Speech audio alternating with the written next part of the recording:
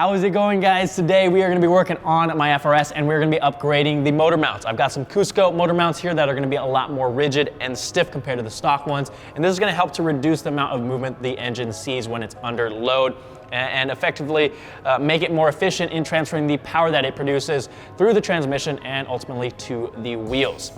Now, a couple things to note when you are upgrading your motor mounts. One is going to add a bit more NVH depending on how stiff the motor mounts are, and that is noise, vibration, and harshness. Because they're more stiff, you're gonna feel more of those vibrations and hear a little bit more of that harshness. So if your car is a daily driver, might not be something that you want to install, but if you want the most performance out of your car and you're tracking your car or doing autocross, certainly a nice upgrade to have. Second thing is, if you are upgrading your motor mounts, I highly suggest you upgrade your transmission mounts as well so everything is nice and rigid.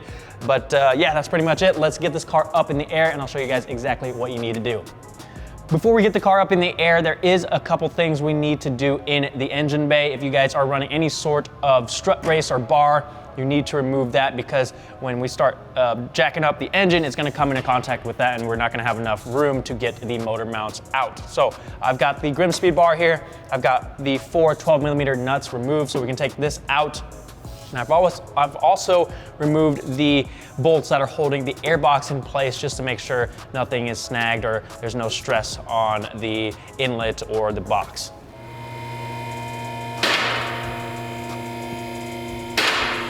Once you're underneath the car, you're gonna be looking for 2 14mm nuts that are kind of in the subframe here that we need to remove, one on each side of the engine.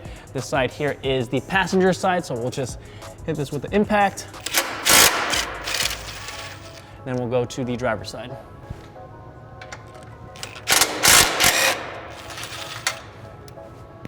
Another thing you'll want to do before we raise up the engine is disconnect your front pipe to the cat back here. I've also removed the bolt that's holding it to the transmission mount. And if you have an aftermarket transmission mount, you may want to take off the nuts holding that in place as well to prevent any damage from happening to the mount.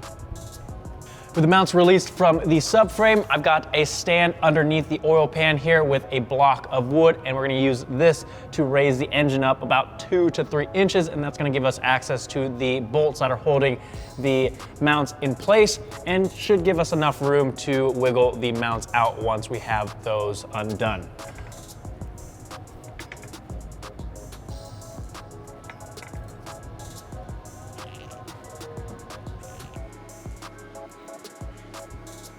There's 2 14mm bolts that are holding each motor mount in place. Passenger side is pretty straightforward. The driver's side is going to need, on the front one, an extension and a swivel joint. But we've got the passenger side shown here.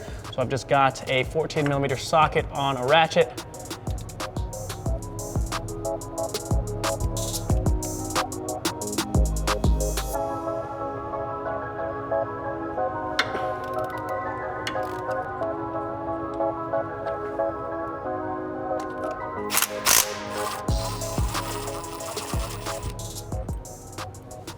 That should allow us to sneak the mount out through the back,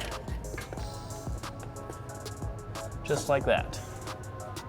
So same thing on the driver's side here. I'm removing the 14mm bolt on the back first.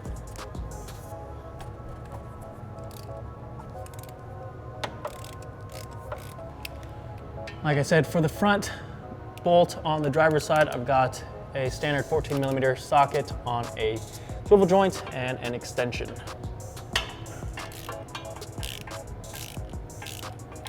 To get the driver's side motor mount out, because I have our FT86 headers, makes it a little bit easier. I'm actually gonna be taking it out through the front through this gap here, but if you have a stock header, you may need to raise the engine up a little bit more to get it out through the back, and you may need to drop and slide the steering rack over just a little bit to make more room. But like I said, since I have an aftermarket header, I'm able to get it out through this front gap here. So I'm actually gonna take this kind of heat shield off. There we go. And then we can work on getting the mount itself out.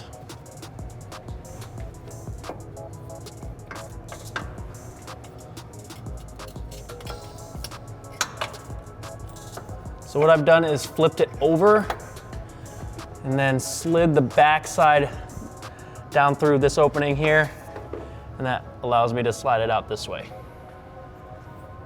Now that we've got the mounts off of the car, we'll do a quick comparison here. So I've got the stock one here and the Cusco one here.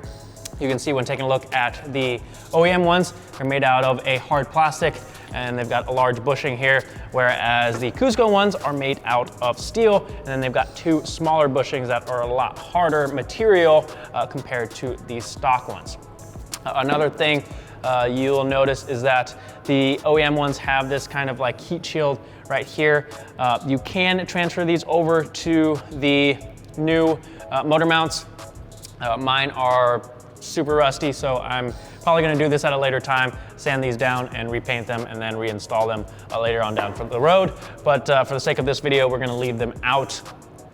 Another thing to note is that these ship with these two bolts that are holding the bushings in place loose. So you need to tighten these down either before you install them or after. Maybe a little bit easier to do it before you install them. You need to torque them down to 59 foot-pounds. Once you've done that, we can get these installed on the car.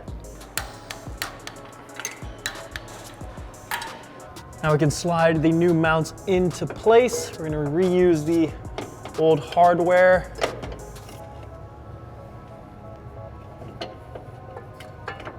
There we go.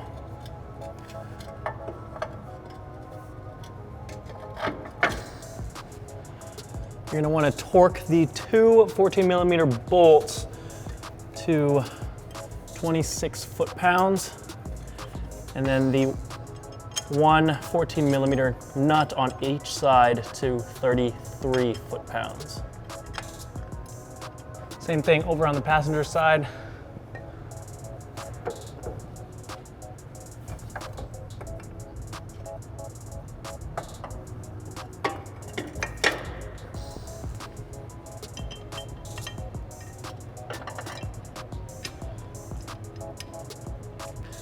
Again, if you missed those torque specs, these two 14mm bolts need to be torqued to 26 foot-pounds, and then the nut on the bottom to 33 foot-pounds.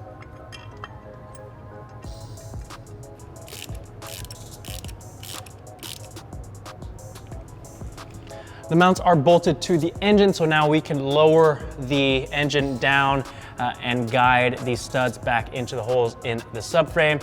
If they don't line up initially, you may need to grab a pry bar and kind of persuade it into the correct location.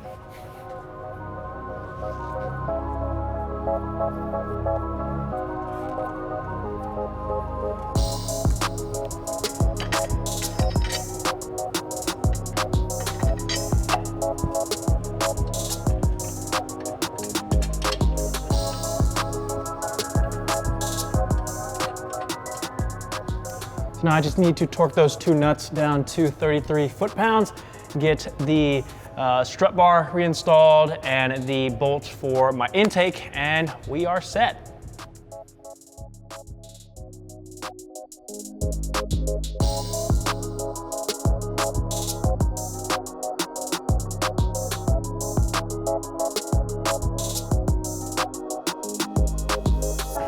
All right guys, we've got the old motor mounts off of the car and the new Cusco mounts installed on the car, I think paired with an upgraded transmission mount that I will install later on down the road. It's gonna be the perfect setup for what I need. I wanna get the most out of the engine for this car. We already don't have that much power to work with, so I'm doing everything I can to make it as efficient as possible. If you guys are interested in doing this for yourself, I'll leave a link down in the description to the mounts that I use and a couple other mounts that are available on our website as well.